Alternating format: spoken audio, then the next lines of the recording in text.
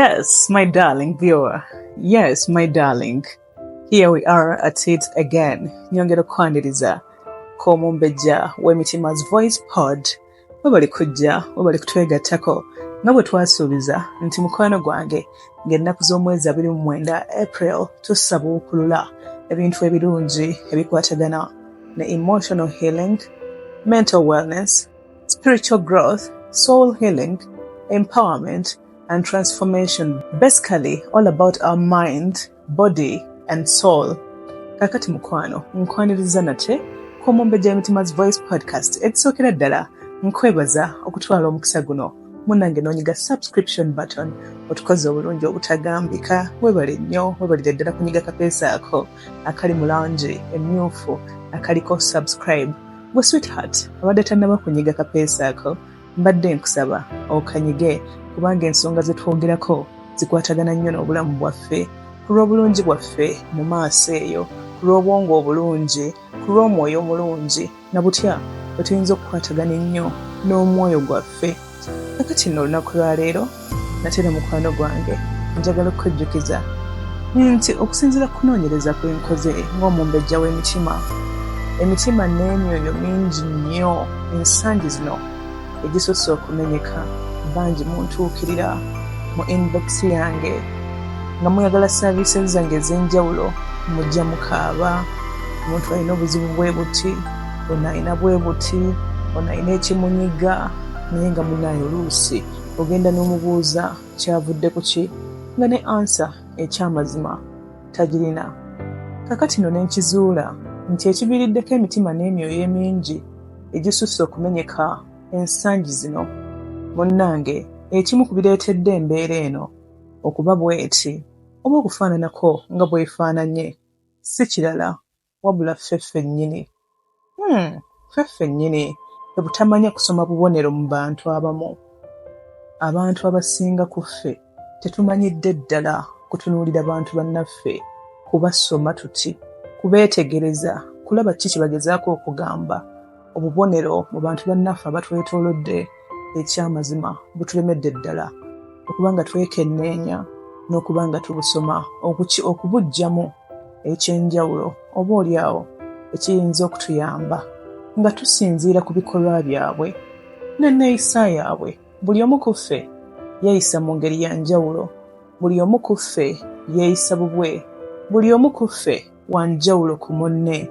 Naye olunaku lwa leero sweetheart, ekindeese wano kwe kukubuulirayo ebintu 5 byokka byokka oba oliawo by'obadde tomanyi ku muntu oyo akulinako obuggya, ku muntu oyo akulinako obukyayi, ku muntu oyo akulinako effitina, oba omuntu oyo atakwagaliza, kale nga n'okukutunuulira akutunuulira bulala. Ng'akabonero akasookera ddala, tetukyawanga bantu kika kino olw'ensonga nti abantu ekika kino balowooza nti ffe tubasingako. Omuntu omulaba akutunuulira bubi, omuntu omulaba akufitina, tulina kye wali omukoze akuwalana, tulina kye wali omugambye akwogerera kuno na kuli, olw'ensonga nti ye mu bwongo bwe alowooza nti omusinga ate ng'ekyo kimwongera obusungu. Akabonero namba 2, abantu ekika kino kisoboka okuba nga si basanyufu na bulamu bwabwe engeri gye butambulamu, nga kwe kumala obudde bwabwe bwonna bwonna obusinga nga bali ku ggwe era nga gwe bafudde emboozi yaabwe. Bwe kiri nkiddamu nti abantu ekika kino kisoboka okuba nga si basanyufu yadde n'akamu mu bulamu bwabwe engeri gye butambula,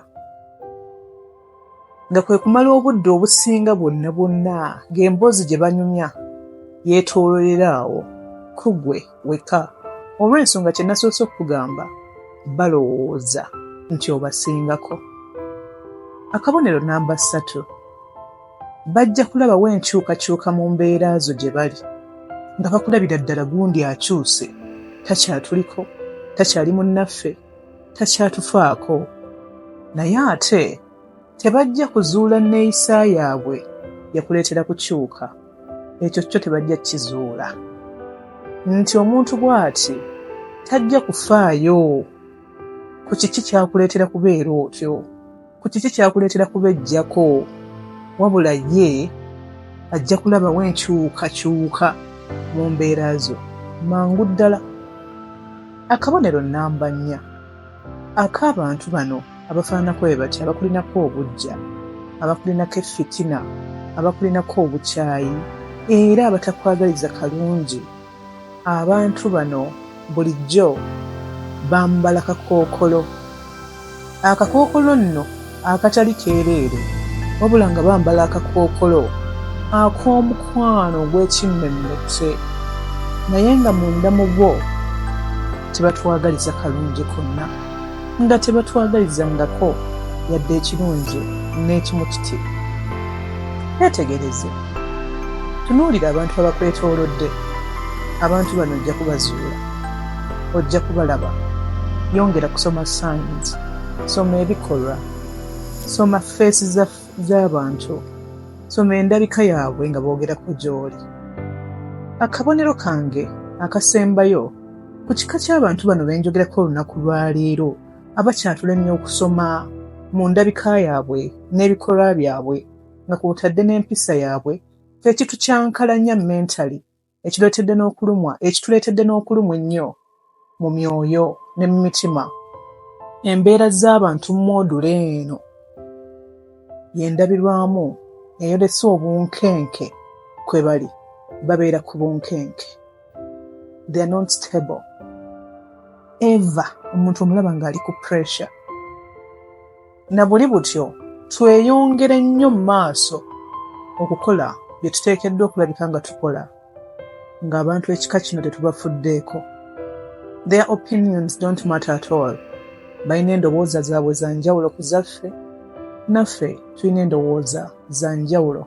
Naye buli gye tunaakoma okufaayo ku bantu ekika kino, ku ki kye batulowooleza, ku ki kye batwogerako, na ku ki kye balaba kye tulina okubeera.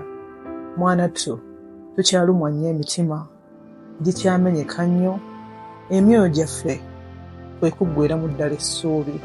Ate nga mu bulamu bw'ensi eno omuntu omulamu singa oggwamu essuubi, omuntu ayinza okugeraageranya k'oyo eyafa edda, kuba omuntu eyafa edda yaba takyalina ssuubi.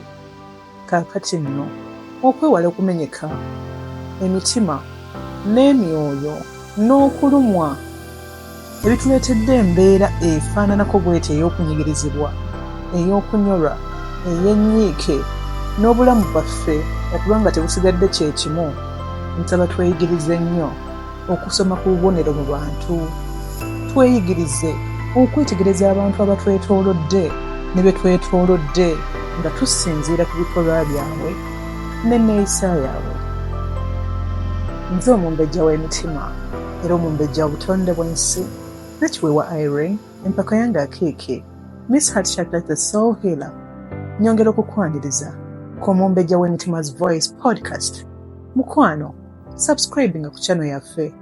Buli wo subscribinga ku YouTube channel eno, bingi nnyo by'ogenda okulaba era munnange by'ogenda okuyiga, oba oli awo by'obadde tomanyi naye ng'okusingira ddala bigenda kutuyamba mu bwongo oba mu birowoozo, mu mibiri gyaffe ne mu myoyo. Ekintu ekikulu ennyo eri mental health yaffe, kubanga wano ku Omumbejja w'emitima's voice pod twogera ku emotional healing, mental wellness, spiritual growth, soul healing, empowerment and transformation. Twagala kweyongerayo na kuba bawanguzi kyekyokka. Mukama akuume atakuumira mpeera, awangale maaso mwoje.